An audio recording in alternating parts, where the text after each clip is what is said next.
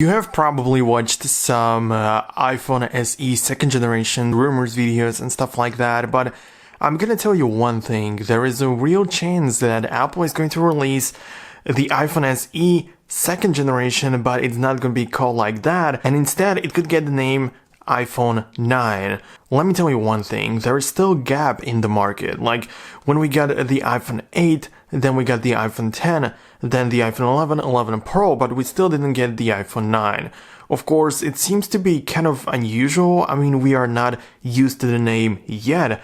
And it sounds a little bit off, a little bit weird in my opinion, and it sounds like that to many people, I guess, but people would eventually get used to it. With the arrival of the iPhone SE, it was just kind of like out of nowhere, and people didn't expect to see the product. It wasn't really part of any lineup or anything. It wasn't released in September even, so it's not like, it's like the usual iPhone release.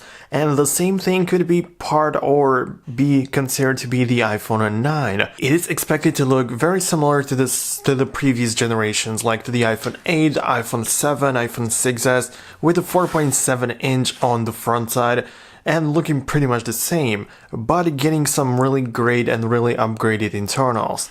So they would still have and feature the Touch ID because they wouldn't go for the notch looking design, and of course they would try to make it as fast as possible with maintaining really low price so many people can actually go ahead and buy this device and be able to afford it. The iPhone SE was very popular, and it was mostly because it's very affordable and really good. I mean, it had pretty much the same internals of the iPhone 6s. It was still looking like the iPhone 5 or iPhone 5s. So you got a brand new device that you literally go ahead and buy at the store. It's not a used phone. You unpack it, you unbox it, and you get a pretty cheap device and still maintaining great speed and great performance. So this is definitely a way to go for Apple. I mean, yes, you could theoretically get for the same price some used iPhones, which could have the same internals and could be as speedy as the brand new iPhone 9, but I believe that many people would rather go ahead and buy a brand new iPhone and they get all of the experience, the warranty and everything. It's a brand new phone compared to some used models when people can be really tricky and buying a new device can be tricky. So I think that this is gonna be a really great selling iPhone. Of course, if they name it the iPhone 9 or iPhone SE second generation, this is a way to go for Apple. Because people who wouldn't really consider buying a brand new iPhone suddenly get an iPhone and they are part of the Apple ecosystem. I believe that Apple is going to give them Apple TV Plus for free for 1 year, so they are already part of that, and the iCloud and everything. So this is how Apple wants to attract customers and show them how easily they can use the products and how well everything runs together in the ecosystem. We know about that, but of course the iPhone 9 may be it may be a real thing. Like I said, it's gonna look completely the same when compared to the iPhone 8. It's gonna have the same design on the front side and probably on the back side as well. There is no dual lens camera setup expected, but only upgrade in the internals while maintaining the price. These are the two most important parts or things about the iPhone 9. It actually makes sense in my opinion that they don't want to continue with the design with a 4-inch display like of the iPhone SE, because back then it was very small, but right now 4.7 inch is kind of small compared to some huge phablet devices. I mean, like right now in 2020, it's gonna be really one of the smallest phones out there with 4.7 inches. And one interesting thing, and people actually talk about it, like, I'm not sure if it's really going to happen, but people really think that it's going to have the headphone jack. I'm not really sure about that, since, if we don't have that, if people don't really care about it that much.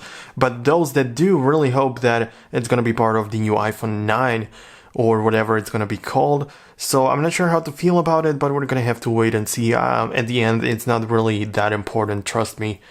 When it comes to the colors and the color options that we're gonna have, I mean, well, with the special edition, with the SE, we got the one special color called the rose gold color, so it's kind of possible that Apple will stick to that pattern and will make you choose from multiple colors, so I don't believe that they're gonna stick to some black and white stuff. Of course, it's gonna be really nice. Potentially, I believe that they could give you the midnight green color as well, so we're gonna have to wait and see, but this is definitely possible. One thing that is kind of shame and that Apple doesn't really do, but of course it's considered to be budget iPhone, so they have to save the money everywhere possible, but it's just going to have the LCD panel, no OLED iPhone 9 or whatever it's gonna be called. It's just gonna be equipped with the basic LCD panel. I mean, it's not bad, of course, unless you had the iPhone 10 or the newer iPhone 11 Pro or something. Those have OLEDs, but most of the iPhones still have the LCD. For example, if you use iPhone 7 or iPhone 6s, even iPhone 8, those all have LCD, and if you upgrade to something like the iPhone 9, then you won't really notice a difference. Of course, the dark mode doesn't look that good and everything, we know what's going on or what's being talked about, but yeah, if it's supposed to be cheap, then they probably won't include the most expensive display in it. Okay, so this is pretty much it. I mean, I'm gonna keep you updated whenever there is some new information available regarding this new budget iPhone. So I hope you enjoyed it. Let me know what you think about the name. The naming scheme is definitely very interesting in my opinion.